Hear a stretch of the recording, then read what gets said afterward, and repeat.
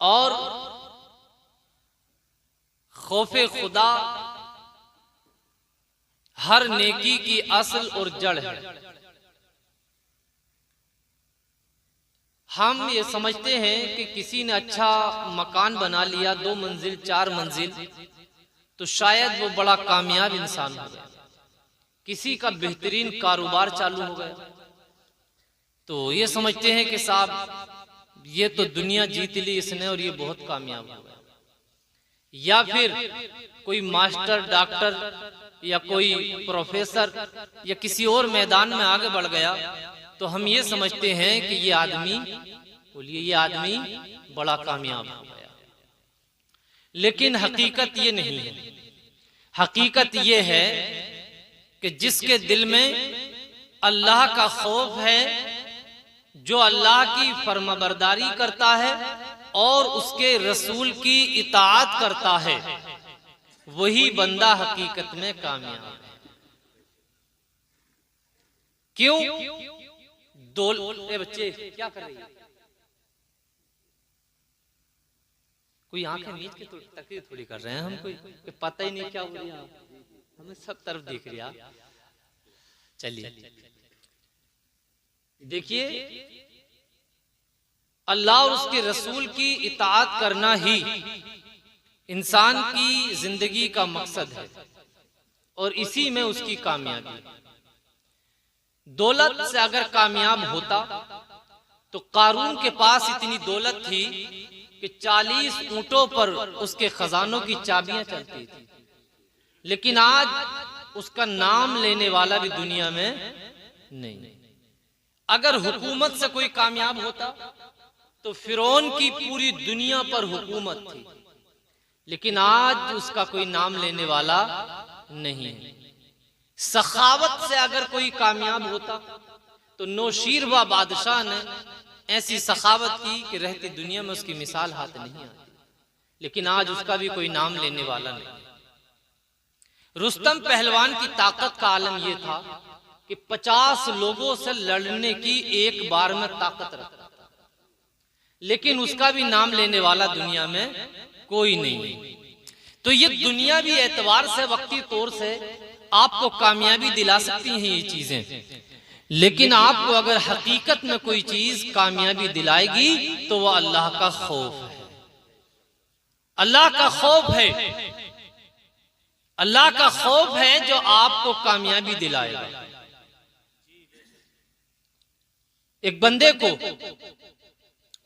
हिसाब व किताब लिया जाएगा, गुनाह ज्यादा हो जाएंगे, बस इसी वजह से उसको जहन्नम में भेजने का अल्लाह हुक्म दे देगा कि इसको जहन्नम में डाल दिया जाए। क्यों? इसलिए कि दुनिया में मुंह देखकर फैसले किए जाते हैं। क़यामत का दिन अल्लाह ने इसलिए रखा है ताकि अच्छों को अच्छाई का बदला दिया जाए और बुरों को बुराई की सजा दी जाए। बेशक। अब तवज्जो करने की जरूरत है आपको। गुनाह ज्यादा होने की बुनियाद पर अल्लाह ने उसे जहन्नम में भेजने का हुक्म दे दिया कि इसे जहन्नम में डाला जाए। जहन्नम में फरिश्ते पकड़ कर लेकर जाने लगे।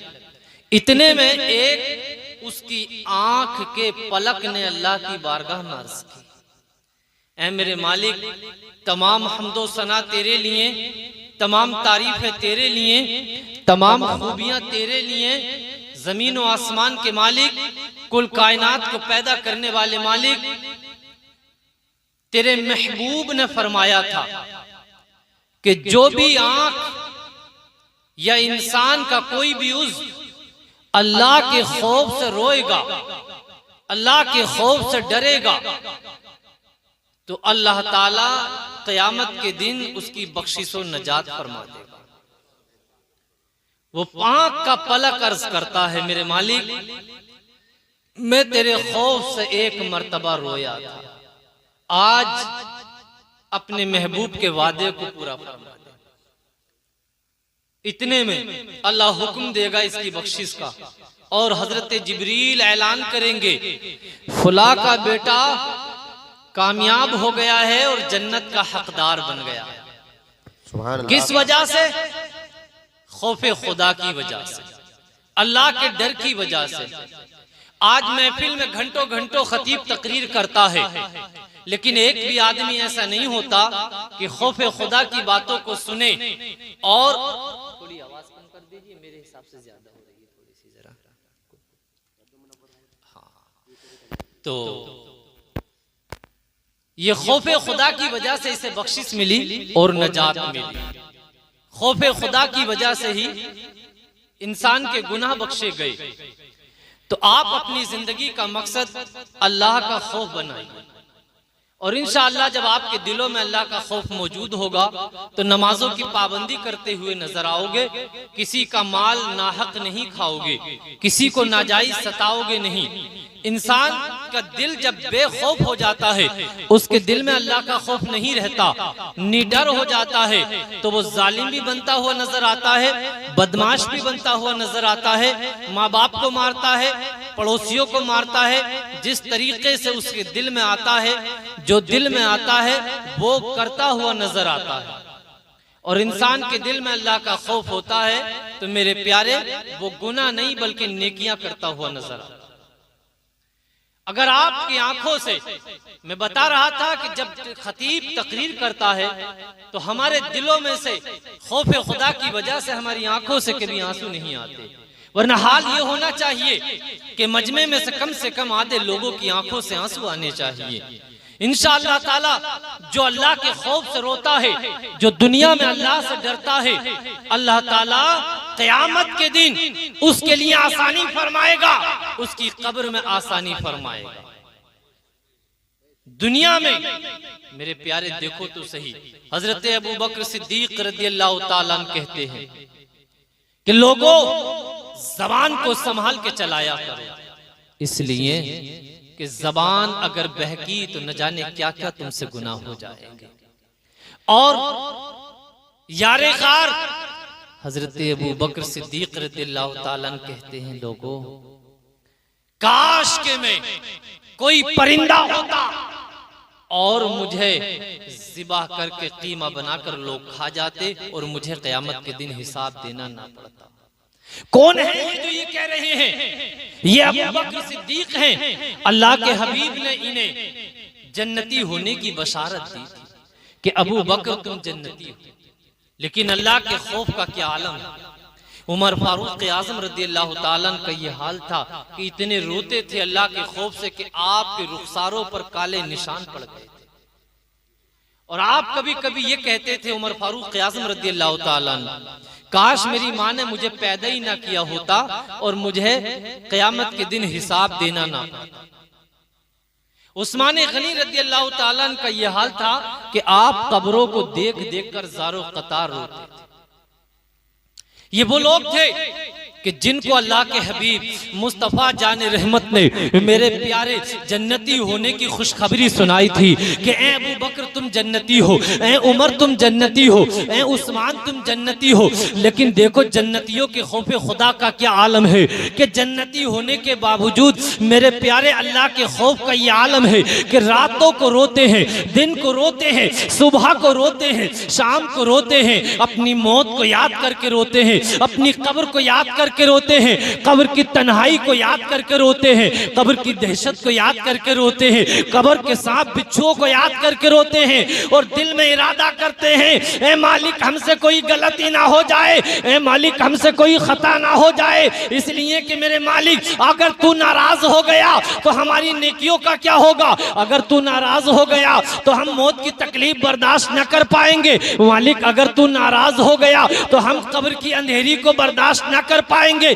या अल्लाह अगर तू नाराज हो गया तो हम कब्र की दहशत को बर्दाश्त न कर पाएंगे, कब्र की होलनाकी को बर्दाश्त न कर पाएंगे। ए महफिले मिलादे पाक में आने वालों, गौसे आजम के जलसे में आने वालों, निजामुद्दीन रामपुरी तुम्हें पैगाम देता है कि इस महफिल में आए हो, आज सच्चे दिल से तौबा करो। या अल्लाह गुनाह हमसे हो गए थे, या अल्लाह हम अपने गुनाहों पर शर्मिंदा है, हम अपनी खताओं पर नादिम पशेमा है। मेरे मालिक गुनाह हमसे हुए हैं, खताएं हमसे हुई हैं, जुर्म हमसे हुए हैं। मेरे मालिक आज हम तेरी बारगाह में सच्ची तौबा करते हैं। तौबा करना हमारा काम था, माफ करना तेरा काम है।